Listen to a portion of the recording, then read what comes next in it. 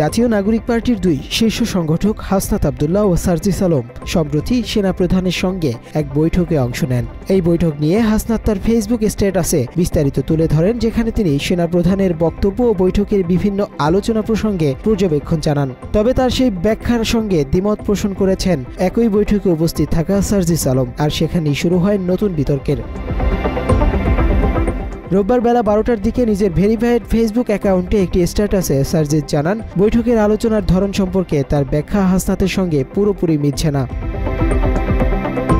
সার্জিসের ভাষ্য অনুযায়ী সেনাপ্রধানের সঙ্গে এই বৈঠকের জন্য তাদের ডেকে পাঠানো হয়নি, বরং সেনাপ্রধানের মিলিটারি অ্যাডভাইজারের সঙ্গে আগেও বারবার যোগাযোগ হয়েছে এবং প্রয়োজনীয় আলোচনা হয়েছে। সেনাপ্রধানের সাম্প্রতিক ইনাফ ইজ ইনাফ বক্তব্যের পর বিষয়টি গুরুত্ব পাওয়ায় তারা সরাসরি আলোচনা করতে আগ্রহ প্রকাশ করেন। এরপর সেনাপ্রধানের সঙ্গে বৈঠকের সুযোগ হয়।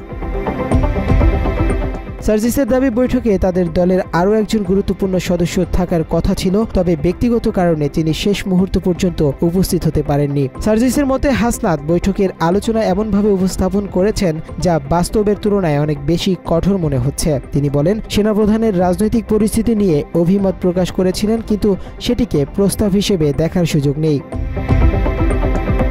তিনি ব্যাখ্যা করেন, সেনাপ্রধান সরাসরি কোনো রাজনৈতিক পক্ষের হয়ে চাপ প্রয়োগ করেননি, বরং দেশের ভবিষ্যৎ রাজনৈতিক পরিস্থিতি নিয়ে নিজের বিশ্লেষণ দিয়েছেন। বিশেষ করে রিফাইন্ড আওয়ামী লীগ গঠনের প্রয়োজনীয়তা এবং বর্তমান রাজনৈতিক পরিস্থিতির দীর্ঘমেয়াদী প্রভাব সম্পর্কে সেনাপ্রধান তার দৃষ্টিভঙ্গি তুলে ধরেন।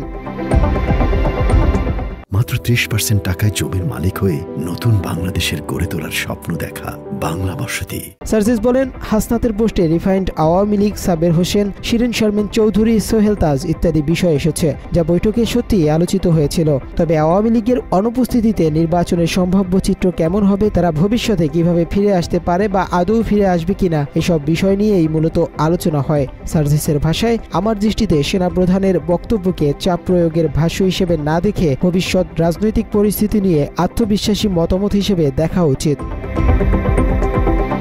সার্জিস আরও বলেন, বৈঠকের শেষ পর্যায়ে সেনাপ্রধান তাদের বক্তব্য শুনে কিছুটা কঠোর সুরে প্রতিক্রিয়া দেন, তবে সেটি ব্যক্তিগত আক্রমণ ছিল না, বরং রাজনৈতিক বাস্তবতা নিয়ে অভিজ্ঞতা থেকে দেয়া মতামত। তিনি জানান, হাসনাতের স্ট্যাটাসে সেনাপ্রধানের কথাগুলো এমনভাবে এসেছে যেন তিনি রেগে গিয়ে বিরক্তি প্রকাশ করেছেন, কিন্তু সার্জিসের মতে এটি বরং একজন অভিজ্ঞ কর্মকর্তার তরুণদের উপদেশমূলক বক্তব্য ছিল।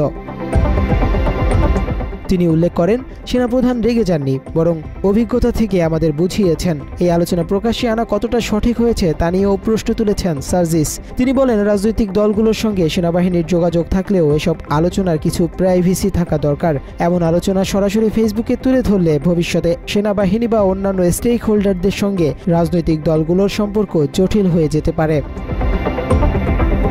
তিনি বলেন, আমরা হাসিনা রেজিমের বন্দুকের সামনে দাঁড়িয়েছি, আমাদের সহযোদ্ধাদের পাশেও থাকব, কিন্তু সত্যকে সঠিকভাবে উপস্থাপন করাও জরুরি। সেনাপ্রধানের সঙ্গে এনসিপি নেতাদের বৈঠক এবং তার পরবর্তী প্রতিক্রিয়াগুলো রাজনৈতিক মহলে নানা আলোচনার তৈরি করেছে। বিশেষ করে রিফাইন্ড আওয়ামী লীগ প্রসঙ্গ নতুন বিতর্কের জন্ম দিয়েছে।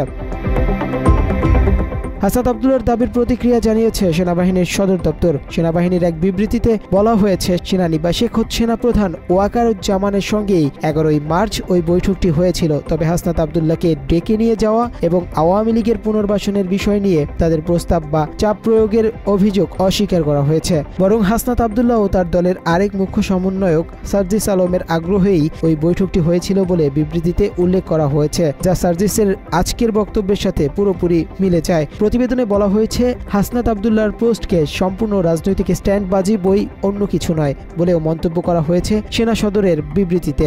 এছাড়া এই ছাত্র জনতার বক্তব্যকে অত্যন্ত হাস্যকর ও অপরিপক্ক গল্পের সম্ভার হিসেবেও আখ্যা দিয়েছে সেনাবাহিনী। এদিকে সার্জিস আলমের ফেসবুক পোস্টের মন্তব্যের ঘরে এনসিপির সিনিয়র যুগ্ম মুখ্য সমন্বয়ক আব্দুল হান্নান মাসুদ লিখেছেন, জাতীয় নাগরিক পার্টির দুই মুখ্য সংগঠক সার্জিস আলম বা হাসনাত আব্দুল্লাহ দুজনের যে কোনো একজন মিথ্যা বলেছেন। এখন প্রশ্ন রয়ে যায়, একটি দলের কেন্দ্রীয় নেতাদের এমন একে অপরকে কাদা ছুঁড়ে মন্তব্য করার নেপথ্যে কি রয়েছে? অনেকে মনে করছেন সমন্বয়কদের এমন সমন্বয়হীনতার পেছনেও সমন্বয় রয়েছে। মুনতাসির তাশরিফ, বাংলা এডিশন।